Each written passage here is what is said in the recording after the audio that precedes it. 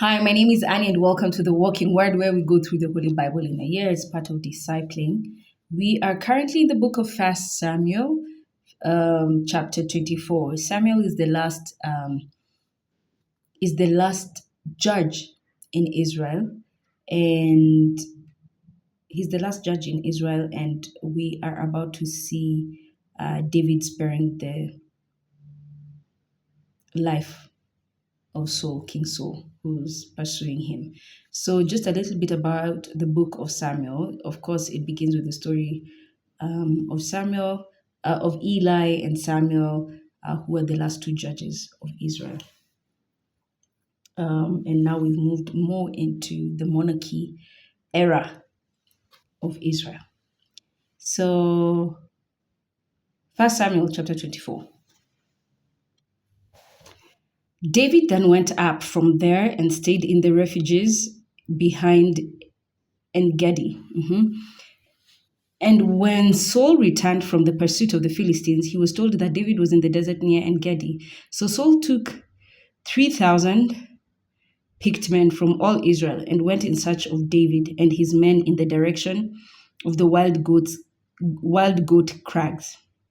When he came to the sheepfolds along the way, he found a cave, which he entered to ease nature. Okay, so he sort of went for a short call or something like that. David and his men were occupying the inmost recesses of the cave. So the same cave that the king has gone in for a short call, long call, whatever, to ease himself, David was in that cave. David's servant said to him, "This is the day of which the Lord said to you, I will deliver your enemy into your grasp. Do with him as you see fit." Like David, this is a chance of a lifetime. He is a king, he's by himself. Of course, when the king is going for a nature call, he's given his privacy, isn't it? So chances are King Saul is by himself in this cave. Like, how much more can God bring your enemy to your footstool? What other sign would someone need? What other sign? This was David's opportunity to finish Saul completely.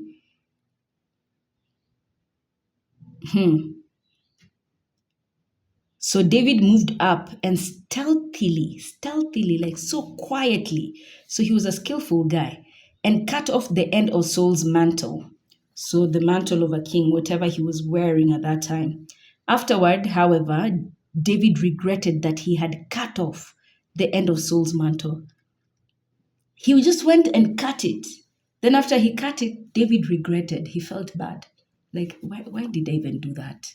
Why did I have to smote the king like that? He said to his men, "The Lord forbid that I should do such a thing to my master, the Lord's anointed, as to lay a hand on him, for he is the Lord's anointed." What? David, your enemy, God has handed your enemy to you. And you're saying you can't finish him off?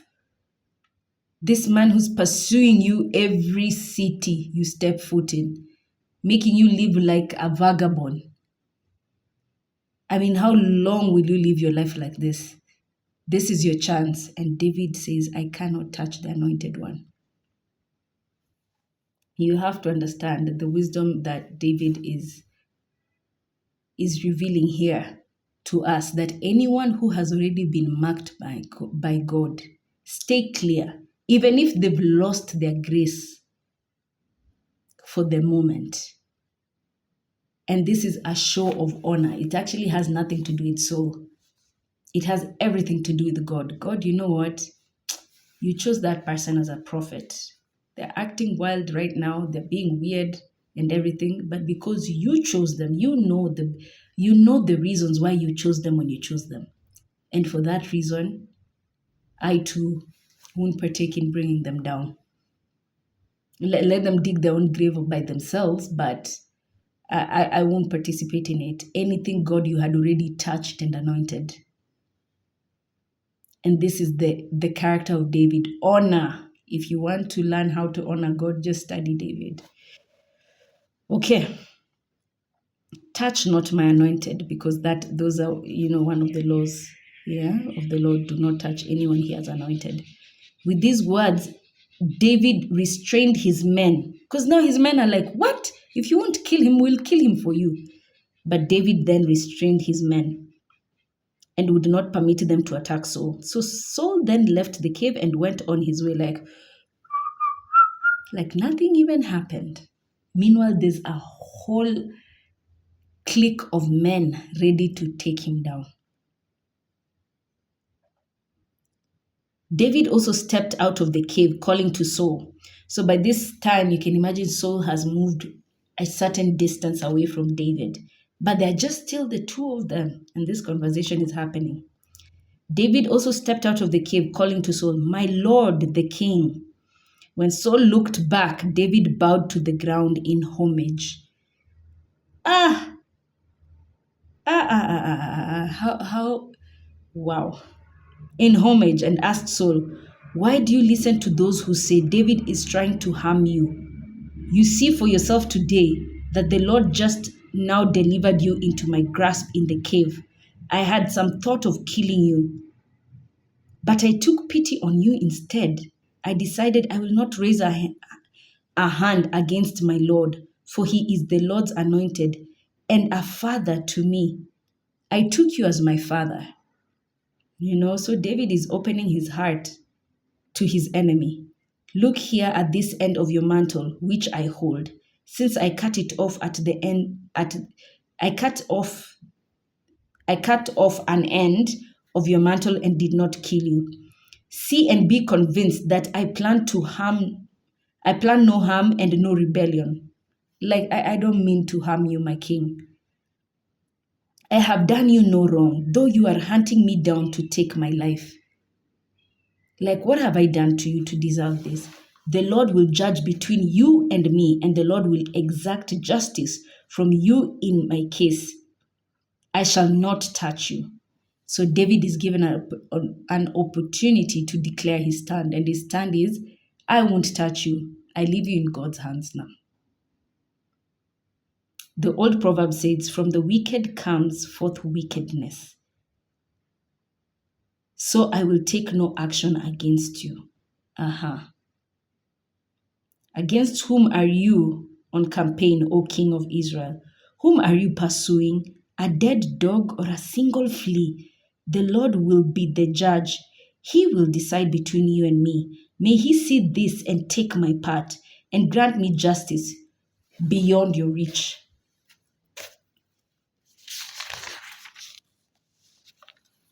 Ha. But Saul feels remorseful about this because he knows for sure that was David's opportunity to finish him off. When David had finished saying these things to Saul, Saul answered him, "Is that your voice, my son David?" And he wept aloud. Because at some point, Saul actually also loved David. He was so fond of him. That's at some point he even told his dad, Jesse, "I'm not giving you back your son. I'm staying with your son." Saul then said to David, "You are in the right rather than I. You have treated me generously while I have done you harm. Great is the generosity you showed me today when the Lord delivered me into your grasp and you did not kill me. For if a man meets his enemy, does he send him away unharmed? May the Lord reward you generously for what you have done this day. And now, since I know that you shall surely be king, and that sovereignty over Israel shall come into your possession, swear to me by the Lord that you will not destroy my descendants and that you will not blot out my name and family." David gave Saul his oath, and Saul returned home while David and his men went up the refuge. I can tell clearly that I can't. You showed me generosity when I showed you meanness. Now I just ask you. I can tell God will enthrone you. All I ask in return, please don't destroy me. I know I wanted to destroy, but that's my only ask. Spare me and my family. Let's move to chapter 25, where we see the death of Samuel. But also, David meets an interesting woman called Abigail.